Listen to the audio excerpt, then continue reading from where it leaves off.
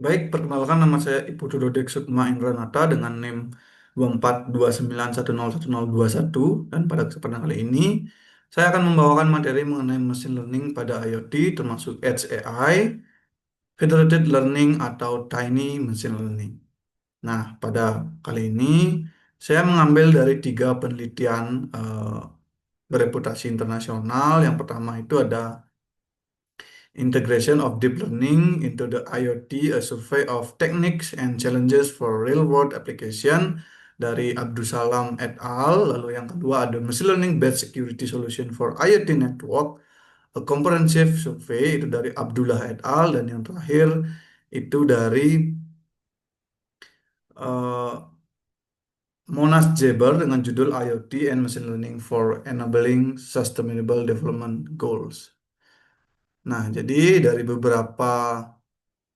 tiga artikel tadi, yang pertama yaitu saya melakukan analisis komparatif, yaitu pendekatan komparatif, di mana saya mendapat perbandingan paradigma penelitian pada literatur IoT dan machine learning tadi.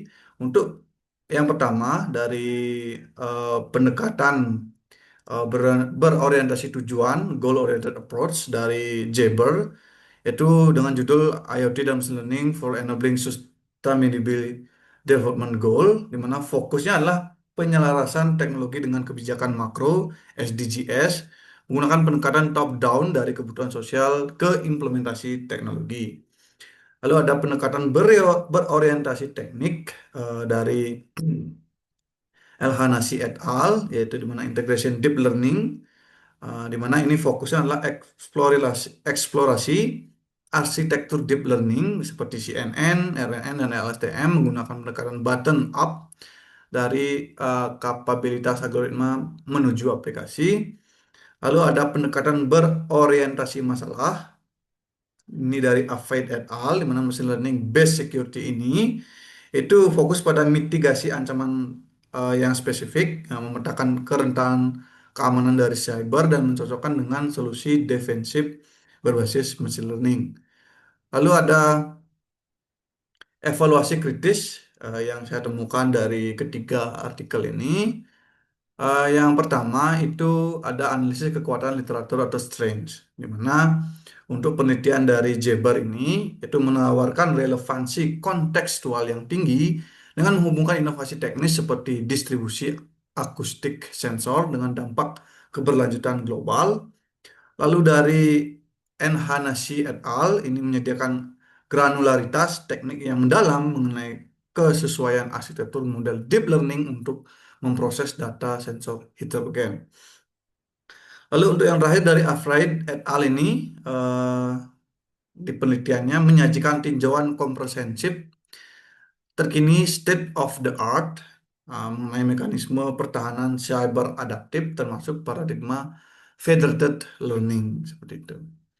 Lalu yang kedua ada identifikasi ya limitasi studi atau limitation, di mana untuk kendala metodologis dari Jabar itu cenderung bersifat deskriptif pada level aplikasi, kurang mendalam dan kompleksitas komputasi algoritma secara rinci. Lalu dari Elhanasi et al., kurangnya komparasi empiris dengan algoritma machine learning konvensional dan non deep learning ya seperti KNN, iBias dan lain sebagainya dalam konteks efisiensi energi. Jadi beliau ini langsung menggunakan deep learning seperti itu.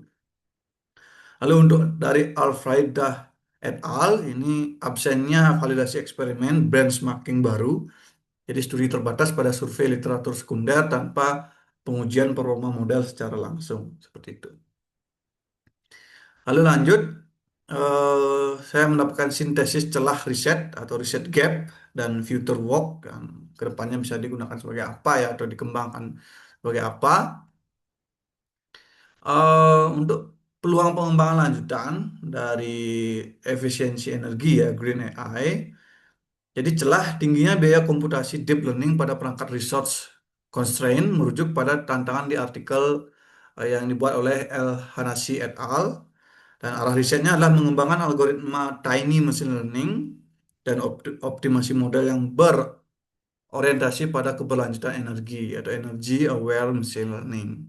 Nah, untuk privacy, keamanan dan terdistribusi, celah kerentanan federal learning terhadap serangan poisoning dan isu konvergensi data merujuk pada artikel Al-Faid et al. Nah, di mana arah risetnya adalah merancang protokol secure federated learning yang sistem atau yang resisten terhadap serangan adversial pada jaringan edge.